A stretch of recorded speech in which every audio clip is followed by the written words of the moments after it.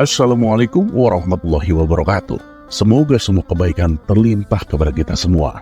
Amin ya rabbal alamin. Diceritakan Baginda Raja beserta rombongan akan mengadakan perjalanan ke kota Basrah, suatu perjalanan yang terbilang sangat jauh dan memakan waktu berhari-hari.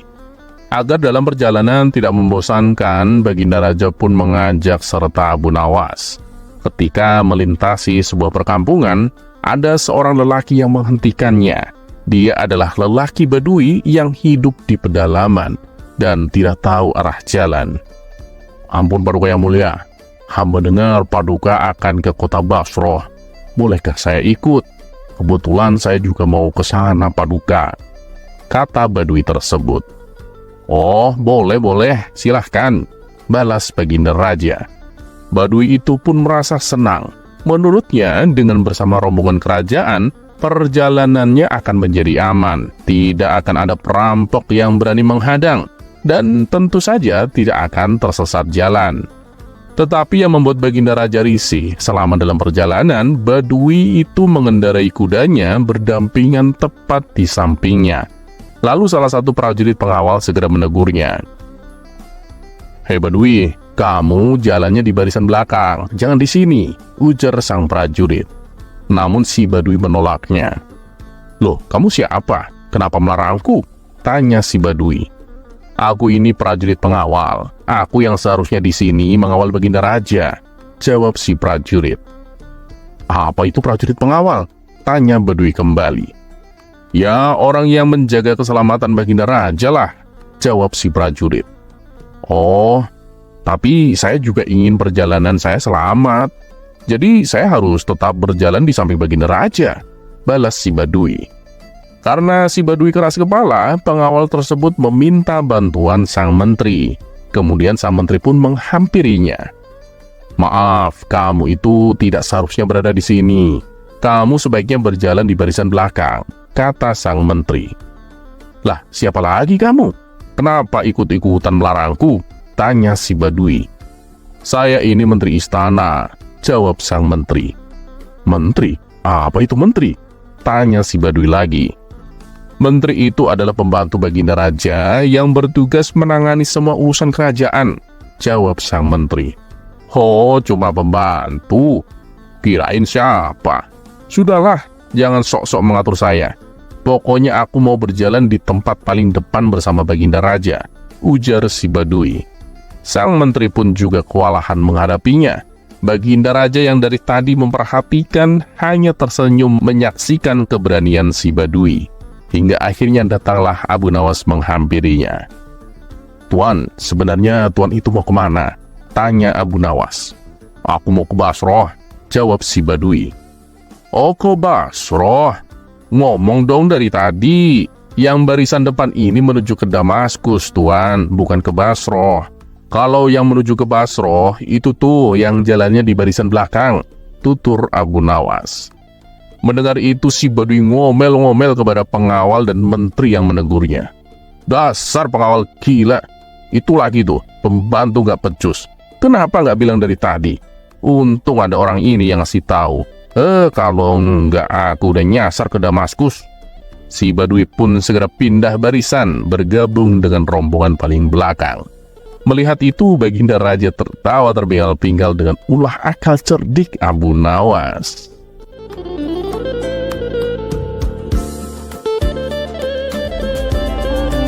Kisah selanjutnya.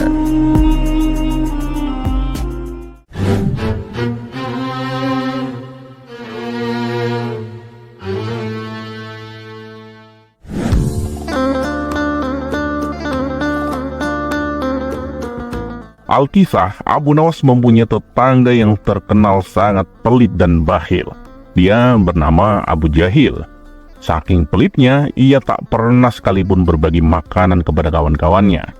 Pernah pada suatu hari, tanpa sengaja Abu Nawas memakan kue milik Abu Jahil. Melihat itu, Abu Jahil mendadak emosi. Ia pun tak henti-hentinya memarahi Abu Nawas. Akibat sifatnya ini membuat dirinya dijauhi oleh kawan-kawannya, yang membuat mereka gusar. Setiap kali ada acara makan-makan di rumah orang lain, Abu Jahil tak pernah melewatkannya. ia selalu datang ke acara tersebut meskipun dicemooh oleh kawan-kawannya. Baginya, yang penting bisa makan gratis sepuas-puasnya. Hingga pada suatu hari, Abu Jahil jatuh sakit. Abu Nawas selaku tetangga yang baik hati datang untuk menjenguknya. Setibanya di sana, tak berselang lama datang seorang tabib untuk mengobati. Kala itu kondisi Abu Jahil terlihat sangat memprihatinkan. Tubuhnya demam tinggi dan tensi darahnya sangat rendah. Setelah Abu Jahil diperiksa, sang tabib berkata kepadanya, "Tuan, demam Anda ini tinggi sekali, dan sementara tekanan darahnya juga sangat rendah. Demam Anda ini akan bisa sembuh jika tekanan darah Anda naik, Tuan," jelas sang tabib. Mendengar penjelasan tersebut, tanpa sengaja Abu Nawas menyeletuk, "Tuan tabib, aku tahu caranya membuat tekanan darah temanku ini bisa naik dengan cepat." Sang tabib pun bertanya, "Oh ya, bagaimana caranya?" Dengan entengnya Abu Nawas menjawab, "Makanlah semua makanan di rumah ini tepat di hadapannya. Aku yakin darahnya akan naik dengan cepat dan demamnya pun akan hilang." Spontan sang tabib tertawa terbahak-bahak mendengarnya. Sementara Abu Jahil yang sedang sakit hanya bisa diam dan memalingkan wajahnya dari Abu Nawas dan sang tabib. Abu Nawas kembali berkata, "Tapi aku juga punya cara lain supaya tekanan darahnya bisa naik, Tuan Tabib." Sang tabib pun membalas, "Apalagi itu? Tapi jangan yang membuat rugi Abu Jahil." "Oh, tentu tidak, Tuan Tabib. Abu Jahil tidak perlu mengeluarkan uang sepeser pun. Bahkan ia tak perlu memberikan makanan kepada orang lain," jawab Abu Nawas. Mendengar hal itu, Abu Jahil yang tadinya memalingkan wajah merasa penasaran dan kembali menghadap Abu Nawas. Sementara sang tabib kembali bertanya, "Bagaimana caranya, Abu Nawas?" Abu Nawas pun menjawab, "Kita jambak-jambak aja rambutnya. Pasti dia emosi, tekanan darahnya pasti langsung naik." Untuk kedua kalinya, sang tabib kembali dibuatnya tertawa terpingkal-pingkal.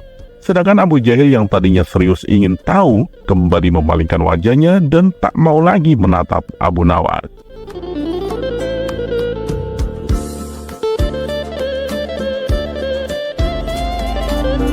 Kisah selanjutnya.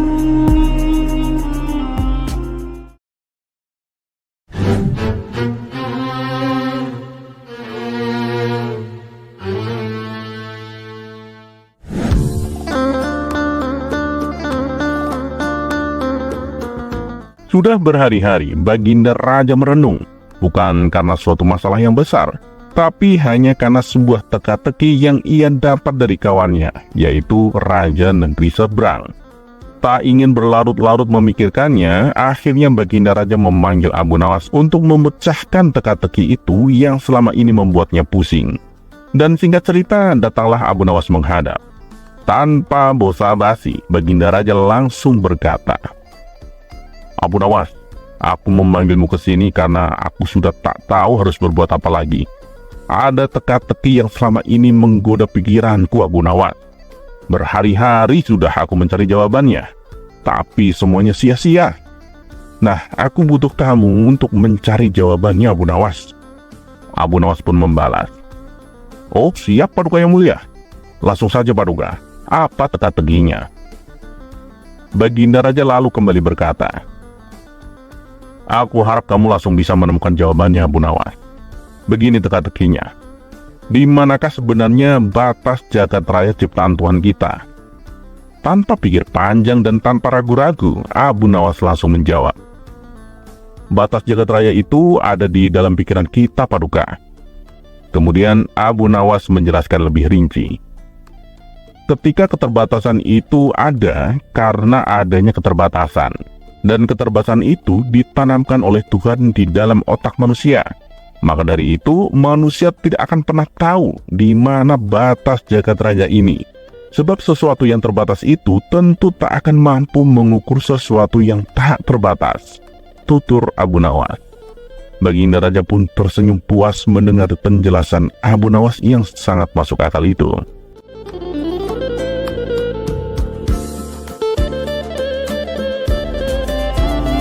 Kisah selanjutnya.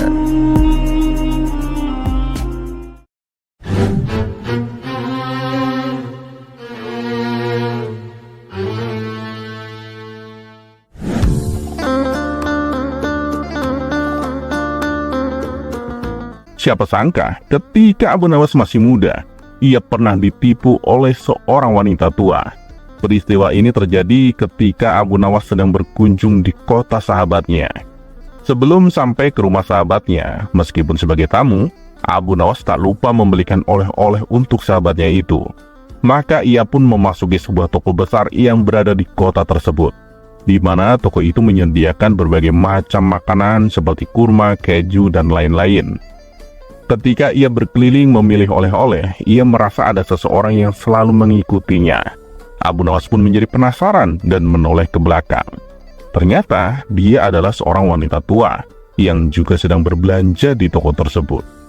Di tangannya membawa keranjang yang berisikan beberapa makanan. Abu Nawas pun mencoba bersikap ramah dengan memberikan senyuman kepadanya. Namun wanita tua itu hanya membalasnya dengan tatapan yang dalam. Singkat cerita, setelah selesai memilih makanan, Abu Nawas menuju pemilik toko untuk membayar belanjaannya. Tiba-tiba dari belakang pundaknya ditepuk oleh seseorang. Ternyata dia adalah wanita tua yang sedari tadi mengikutinya. "Nak, maaf ya kalau dari tadi ibu ngikutin kamu terus. Mungkin kamu merasa nggak nyaman. Maaf ya nak, sekali lagi. Ibu suka menatap kamu karena kamu itu mirip sekali sama anak ibu yang baru meninggal kemarin," kata wanita tua tersebut. Abu Nawas pun terharu mendengarnya. "Oh ya, nggak apa-apa bu," balas Abu Nawas sambil tersenyum. "Nak, ibu punya satu permintaan padamu. Apakah kamu keberatan?" tanya wanita tua. "Tentu saja tidak bu. Apa permintaan ibu?" tanya Abu Nawas. "Nanti ketika ibu keluar dari toko ini dan menatapmu, tolong katakanlah pada ibu, 'Hati-hati ya bu, nanti saya menyusul,' kata wanita tua itu. Abu Nawas sempat merasa heran dengan permintaan tersebut. "Loh, memangnya kenapa bu? Kenapa aku harus melakukan itu?" tanya Abu Nawas penasaran.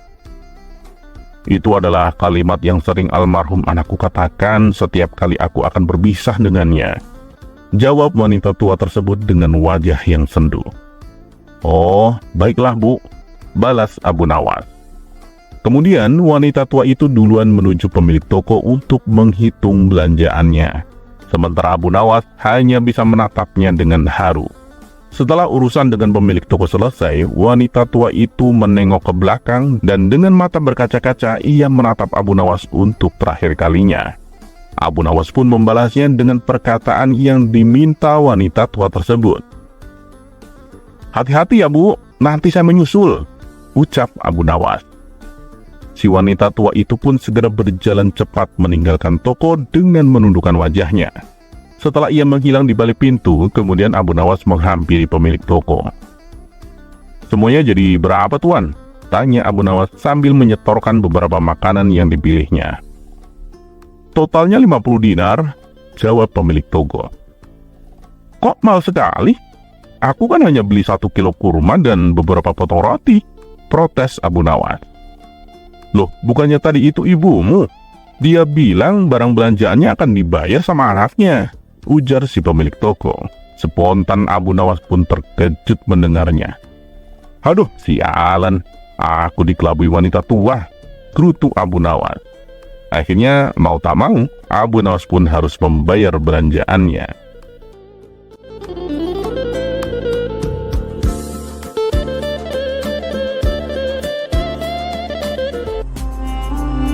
Kisah selanjutnya.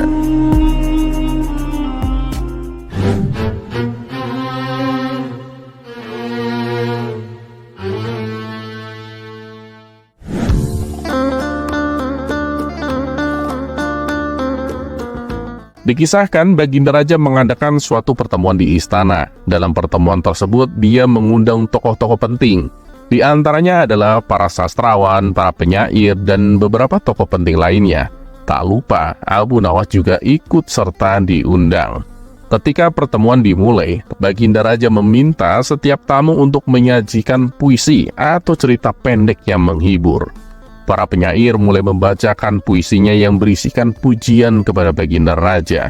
Begitu juga para sastrawan, mereka membuat untaian kalimat pujian yang ditujukan kepada rajanya itu. Ketika giliran Abu Nawas tiba, ia berdiri di depan banyak orang dengan memasang wajah serius. Untuk sesaat Abu Nawas terdiam, membuat semua mata tertuju kepadanya. Tidak seperti tamu-tamu undangan lainnya yang membacakan sebuah syair pujian, Abu Nawas justru bercerita tentang kucing dan tikus. Jadi suatu hari, seekor kucing mengejar tikus di sekitar istana Baginda Raja yang megah. Tikus itu lari ke sana kemari dan akhirnya masuk ke ruangan Baginda Raja, di mana tempat itu terdapat harta karun yang tersembunyi. Kucing itu lalu mengikuti tikus tersebut dan ia pun menemukan harta karun yang luar biasa. Baru beberapa kalimat diucapkan, Abu Nawas sengaja kembali terdiam. Hal ini tentu membuat orang-orang yang hadir menjadi penasaran dengan kelanjutannya, termasuk Baginda Raja sendiri. Lalu apa yang terjadi selanjutnya Abu Nawas? Tanya Baginda Raja. Sayang sekali Paduka, kucing itu terlalu sibuk dengan harta karun, sehingga ia lupa bagaimana cara keluar dari ruangan itu. Kucing itu akhirnya ditangkap oleh penjaga istana dan dimasukkan ke dalam kurungan.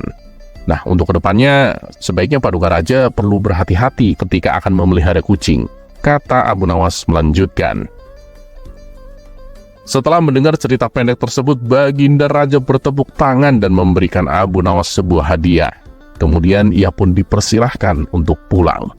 Ketika Abu Nawas meninggalkan istana, para penyair dan sastrawan heran dengan sikap Baginda Raja. Ampun Paduka yang mulia, saya kira cerita yang dibawakan Abu Nawas tidak ada istimewanya sama sekali. Tapi kenapa Paduka memberinya hadiah? Tanya salah satu dari mereka. Baginda Raja kemudian menjelaskan. Begini ya, ada yang harus kalian ketahui. Di balik ceritanya yang sederhana itu mengandung nasihat sekaligus berupa pujian. Kucing yang dimaksud Abu Nawas ibarat seorang menteri, yang mana menteri tersebut awalnya ingin menangkap para pejabat yang korupsi. Tapi begitu kucing itu diajak masuk ke dalam gudang yang penuh harta, ia jadi lupa dengan niat menangkap tikus. Ia terlena dan terjebak oleh harta yang berlimpah, yang pada akhirnya ia sendiri yang tertangkap karena ketahuan korupsi. Nah, dalam cerita tersebut, Abu Nawas juga memuji atas tindakan dan sikap yang saya lakukan. Memang sih, belakangan ini beberapa menteri telah aku jatuhi hukuman lantaran ketahuan korupsi. Dan di akhir ceritanya, Abu Nawas juga sempat menasehati agar lebih berhati-hati ketika saya mengangkat menteri yang baru. Setelah mendengar penjelasan Baginda Raja, mereka semua pun memuji akan kecerdasan Abu Nawas.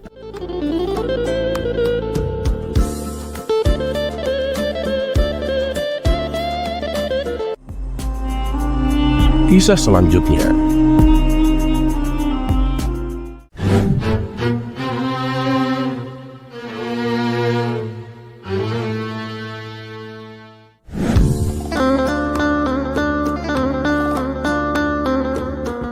Pada suatu ketika, Abu Nawas dikunjungi oleh seorang pengemis laki-laki.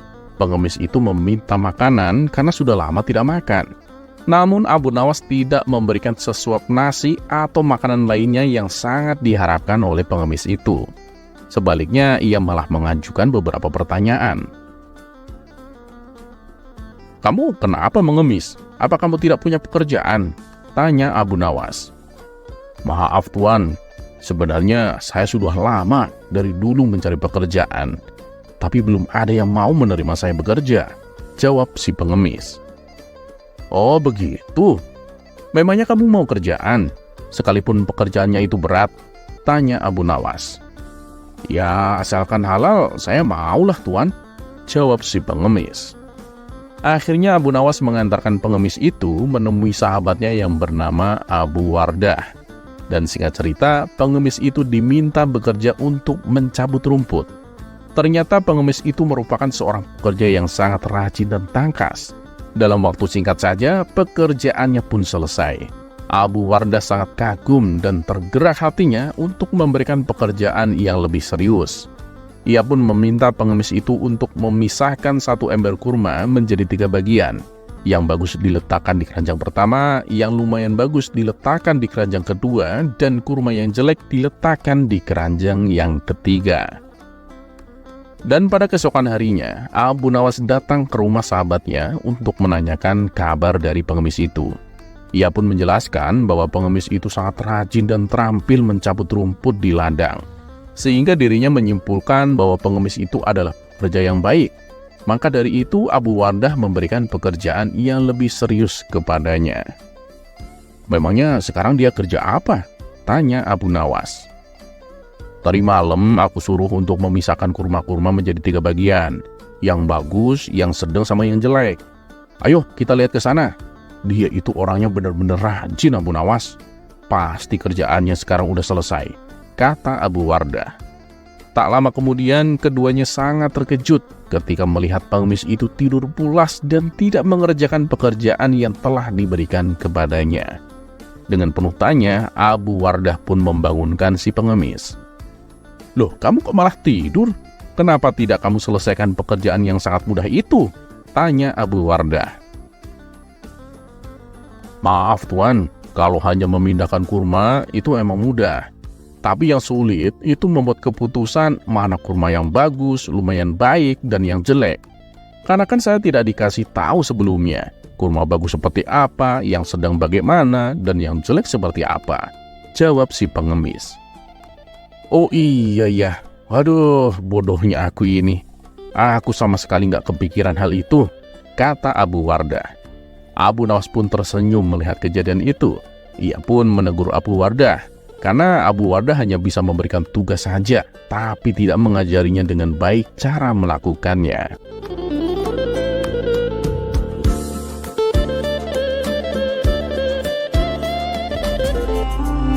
Kisah selanjutnya.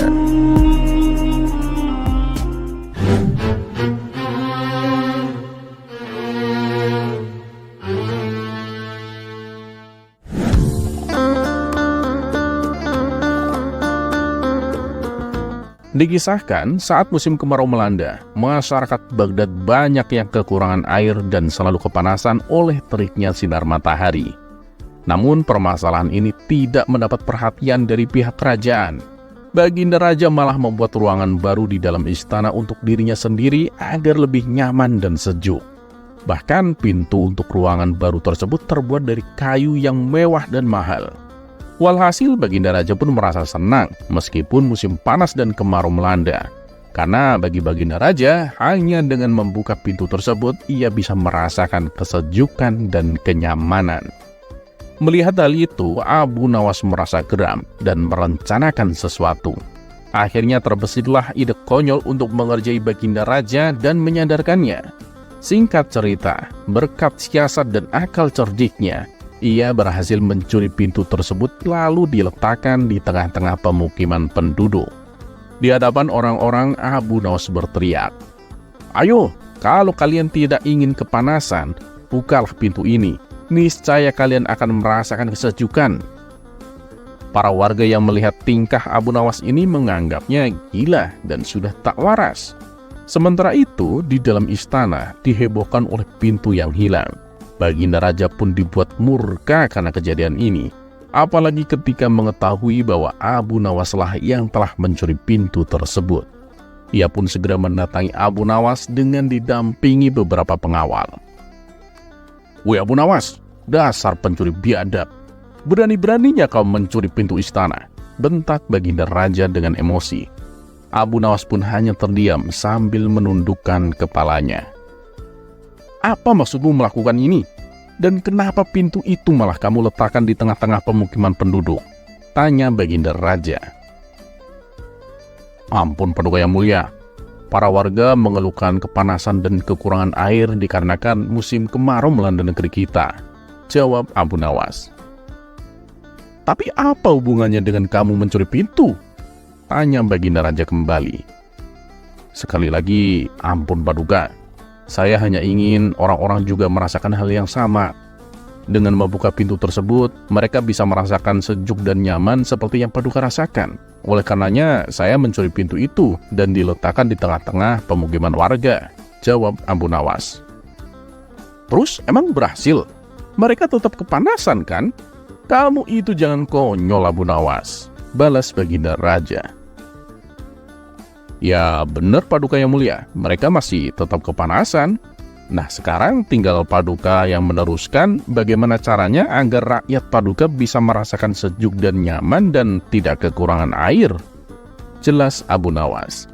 Mendengar penjelasan tersebut, seketika Baginda Raja terdiam. Amarahnya yang tadinya memuncak berubah menjadi tenang.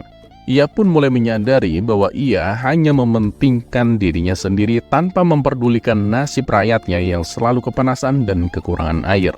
Berkat perjuangan Abu Nawas, akhirnya Baginda Raja membuat sumur-sumur di berbagai tempat pemukiman. Baginda Raja juga mendirikan tenda-tenda di setiap tempat untuk warganya berteduh.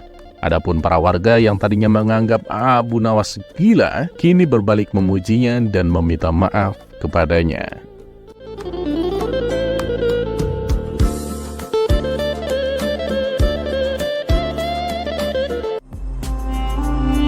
Kisah selanjutnya.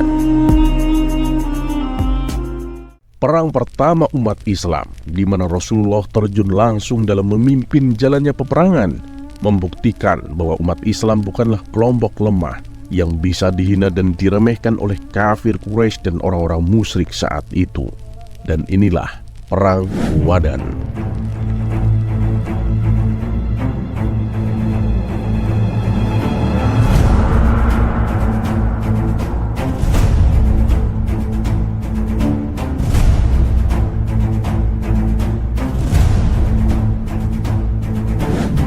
Membahas tentang peperangan yang terjadi pada zaman Rasulullah, maka yang tergambar adalah upaya Rasulullah dan para sahabat untuk menegakkan Islam agar tidak diremehkan oleh orang-orang kafir.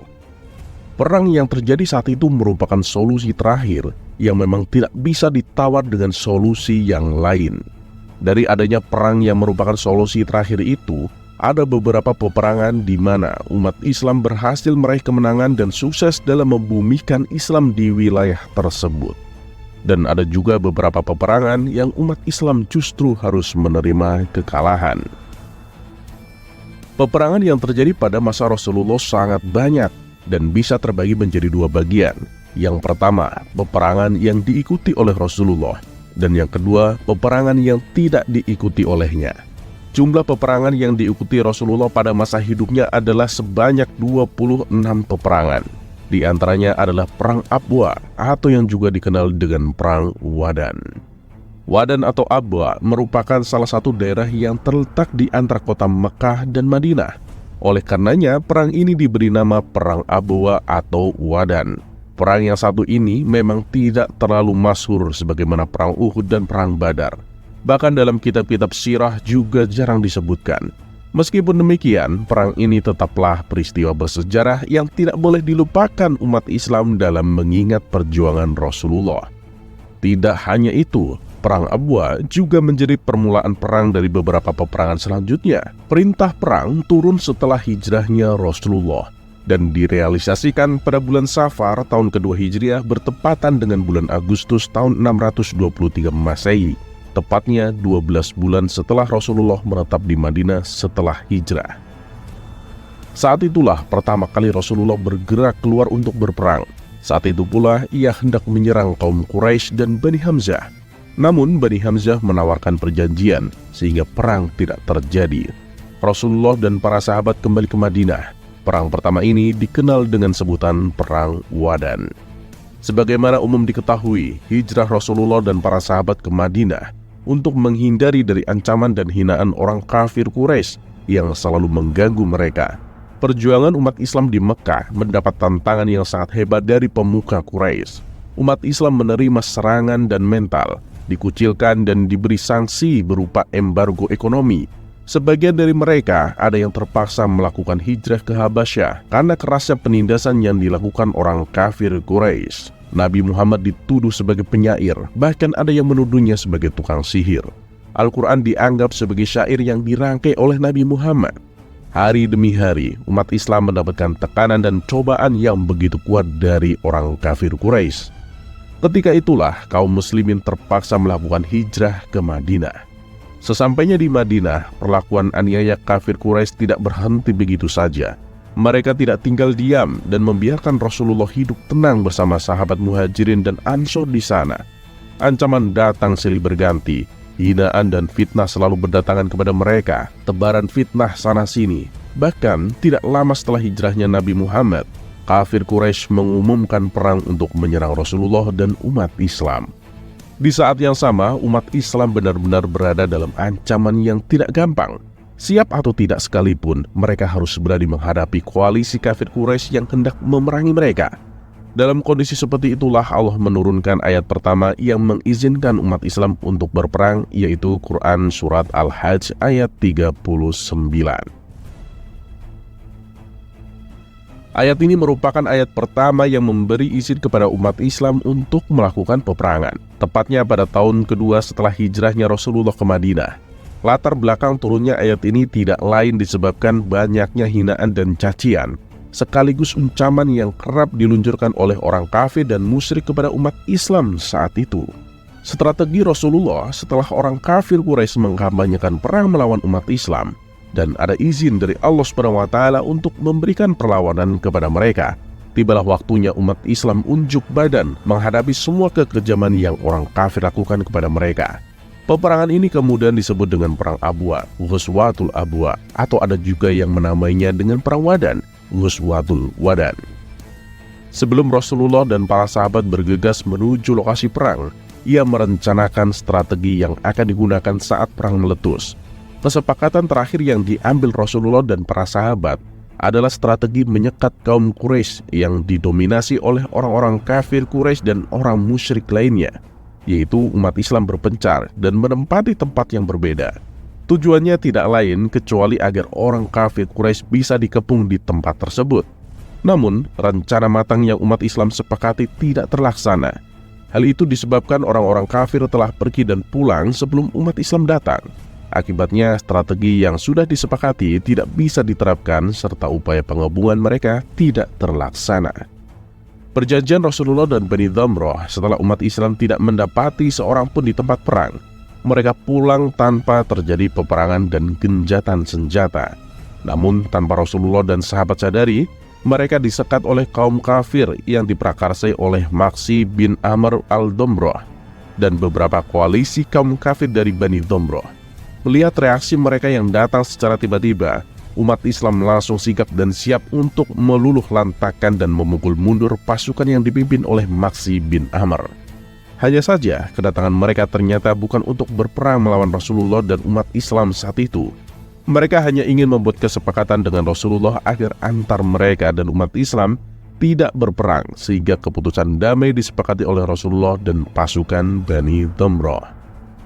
Di antara isi perjanjian itu adalah sebagai berikut.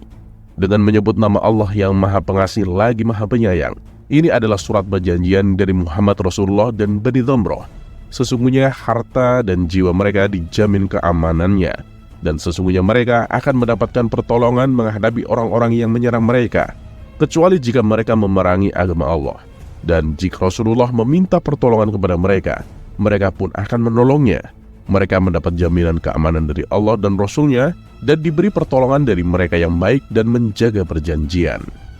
Sebagaimana penjelasan tersebut, perang ini merupakan perang pertama di mana Rasulullah terjun langsung dalam memimpin jalannya peperangan. Ini menunjukkan bahwa umat Islam bukanlah kelompok lemah yang bisa dihina dan diremehkan oleh orang kafir Quraisy dan orang-orang musyrik saat itu. Umat Islam sudah memiliki kekuatan militer yang cukup untuk memberikan perlawanan kepada siapapun yang mencoba memerangi ajaran Islam dan menghalangi penyebarannya.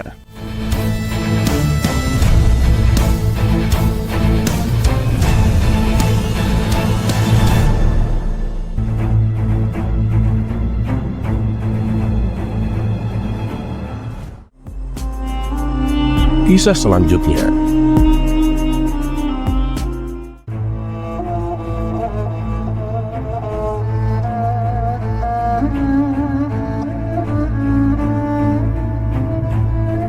Perang Jamal adalah perang yang terjadi antara pasukan Aisyah dengan pasukan Ali bin Abi Thalib pada 7 November 656 di Basrah. Pertempuran ini sering disebut dengan Perang Unta karena banyak pasukan yang mengendarai unta. Perselisihan dalam perang ini berakar dari provokasi beberapa pihak mengenai pertanggungjawaban atas terbunuhnya Utsman bin Affan. Perang Jamal atau sering disebut dengan Perang Basrah karena terjadi di Basrah, Irak. Pertempuran ini terjadi antara pasukan yang berpihak kepada Ali bin Abi Thalib dengan pasukan yang berpihak kepada Aisyah radhiyallahu anhu. Latar belakang terjadinya perang ini adalah Aisyah yang meminta pertanggungjawaban atas kematian Utsman bin Affan. Pada awalnya, Thalha bin Ubaidillah dan Zubair bin Awam berbaiat kepada pemerintahan Ali bin Abi Thalib. Kemudian mereka menemui Aisyah untuk meminta pertanggungjawaban atas terbunuhnya Utsman bin Affan. Setelah pertemuan tersebut, terdapat beberapa orang tambahan yang mengikuti jejak mereka. Akhirnya mereka bersama 700 orang lainnya pergi ke Basrah dalam misi mencari pembunuh Utsman bin Affan. Di Basrah, mereka bertemu dengan Utsman bin Hufain. Utsman bin Hufain selaku gubernur Basrah meminta mereka untuk menahan pergerakan dan menunggu kedatangan Ali dari Madinah. Namun pertempuran tidak bisa dibendung setelah adanya provokasi dari Jabalah. Akibatnya Utsman bin Hufain terbunuh dalam pertempuran ini, sedangkan Ali baru mendengar berita kematian Utsman bin Hufain setelah sampai di Kufah. Ia langsung mengumpulkan 10.000 pasukan. Akhirnya pada hari Kamis pertengahan bulan Jumadil Akhir, Perang Jamal meletus. Sebelum pertempuran dimulai, sahabat Ali membacakan salah satu mishaf dan berharap perang tidak jadi dilakukan. Namun pihak Aisyah tidak mau mendengarkannya. Salah seorang sahabat Ali bin Abi Thalib justru terbunuh dan pasukannya juga dihujani menggunakan arak panah. Akhirnya Ali mengatakan kepada pasukannya bahwa perang sudah boleh dilakukan dengan beberapa ketentuan. Mereka tidak boleh menyerang terlebih dahulu, tidak boleh membunuh yang terluka, tidak boleh melukai anak-anak dan wanita, serta ketentuan lainnya. Sedangkan Aisyah telah siap di atas unta dengan pakaian besi yang lengkap. Setelah beberapa jam berperang, ada banyak korban yang berjatuhan. Thalha mendapatkan serangan anak panah di kakinya. Ia dirawat di salah satu rumah warga di Basrah karena mengalami pendarahan yang hebat. Akhirnya Thalha meninggal karena telah kehabisan banyak darah. Zubair keluar dari medan perang sebelum perang usai. Ia menyesali segala perbuatannya. Setelah perang telah selesai, ia melarikan diri dengan kembali ke Madinah. Amr bin Jurmus mengetahui bahwa Zubair melarikan diri. Akhirnya Amr mengikutinya kembali ke Madinah. Namun di tengah perjalanan, Amr membunuh Zubair. Aisyah segera turun dari pelana unta setelah perang selesai. Ia dibuatkan tenda di sekitar tempat peperangan. Ali bin Abi Thalib membuka mata Aisyah atas kekacauan yang terjadi. Akhirnya setelah beberapa hari tinggal di Basrah, Aisyah kembali ke Madinah bersama Ali. Setiap mengingat kejadian di Basrah, Aisyah merasakan penyesalan yang mendalam.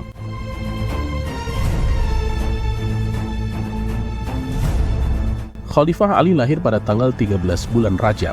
Nama aslinya adalah Ali bin Abi Thalib. Ada sejumlah perbedaan pendapat antara mazhab satu dengan lainnya, antara aliran satu sama lain, mengenai urutan kekhalifahan setelah Nabi Muhammad SAW meninggal. Namun pendapat yang lebih universal menyatakan bahwa sahabat Ali merupakan khalifah keempat setelah masa kepemimpinan Utsman bin Affan. Ada banyak keutamaan yang dimiliki oleh Ali. Salah satu hal yang membuatnya terkenal adalah ia pernah menggantikan Nabi Muhammad SAW untuk tidur di ranjangnya ketika Nabi Muhammad SAW melakukan hijrah diam-diam. Ayat-ayat dalam Al-Quran terkait keistimewaan Ali bin Abi Thalib diantaranya adalah ayat ke-61 surah Al-Imran dan penggalan ayat 33 surah Al-Ahzab. Selama hidupnya, ia mengikuti hampir semua peperangan yang dilakukan Nabi Muhammad, kecuali perang Tabuk. Kala itu ia diminta oleh Nabi Muhammad SAW untuk menjadi wakil beliau di Madinah. Akhirnya ia meninggal ketika melaksanakan sholat di Masjid Kufah karena dibunuh oleh Ibnu Muljam Muradi. Pada masa pemerintahan Khalifah Ali bin Abi Thalib, Aisyah pernah terjerat dalam pemberontakan orang-orang yang menuntut atas meninggalnya Utsman bin Affan. Pemberontakan tersebut berakhir menjadi Perang Jamal, namun pasukan yang Aisyah ikuti kalah dalam perang tersebut. Setelah kekalahannya, Aisyah radhiyallahu anhu diantar kembali ke Madinah oleh Muhammad bin Abu Bakar. Sebelum meninggalkan Basrah, Aisyah bertemu dengan Ali untuk mengucapkan beberapa patah kata. Ia juga berpesan kepada beberapa pasukan yang masih tinggal di sana bahwa apa yang telah terjadi sebelumnya merupakan kesalahpahaman. Biarkan masa lalu tersebut menjadi pembelajaran di masa depan. Dampak paling nyata dari Perang Jamal adalah jumlah korban yang terbunuh. Abu Qasama dari Wahab bin Jarir meriwayatkan bahwa jumlah pasukan Basrah yang terbunuh mencapai 2.500 orang. Sedangkan riwayat lain menyebutkan bahwa jumlah korban dalam perang Jamal berkisar antara 2.500 hingga 6.000 orang. Di sisi lain, pasukan Ali bin Abi Thalib radhiyallahu anhu kehilangan 400 sampai 600 sebagai korban. Tak hanya itu, kerugian materi juga dialami oleh kedua belah pihak. Padahal perang seperti ini seharusnya bisa dihindari. Namun karena adanya provokasi dari seseorang, perpecahan tidak bisa dihindari. Penyesalan mendalam yang dirasakan oleh Aisyah juga merupakan dampak dari pecahnya peperangan ini. Setiap perbuatan pasti memiliki dampak yang entah baik atau buruk terhadap individu yang melakukannya. Ada beberapa hikmah yang bisa dipelajari dari perang Jamal. Pertama, akan selalu ada tokoh yang berusaha membuat perpecahan dalam Islam. Oleh karena itu, para pemimpin sebaiknya mempertimbangkan keberadaan tokoh seperti ini. Hal ini bertujuan untuk mengantisipasi adanya perpecahan yang lebih besar. Pemimpin juga harus memberikan pemahaman kepada pasukannya untuk tidak mudah terprovokasi hal-hal yang memicu perpecahan. Selain itu, kita sebagai umat Islam juga harus memahami dengan baik tarbiyah dan dakwah yang telah diajarkan oleh para ulama. Hal ini sangat berguna untuk memerangi kejahatan yang terstruktur. Biasanya, musuh Islam menargetkan kelompok-kelompok dari kalangan orang miskin dan kurang berpendidikan. Kelompok ini akan lebih mudah diprovokasi. Oleh karena itu, kita harus membekali diri kita sendiri dengan ilmu keislaman yang benar. Dakwah Islam memang selalu diiringi dengan berbagai ujian. Sebaiknya kita tidak menganggap ujian ini sebagai masalah, melainkan sebagai pelajaran dari kehidupan. Nah, itu tadi adalah penjelasan mengenai sejarah Perang Jamal. Ada banyak hal yang bisa diambil dari terjadinya pertempuran tersebut. Pertama, jangan terburu-buru dalam mengambil keputusan jika belum siap menerima akibatnya. Semua hal harus dipikirkan 2 kali agar kita tidak memiliki penyesalan di masa depan.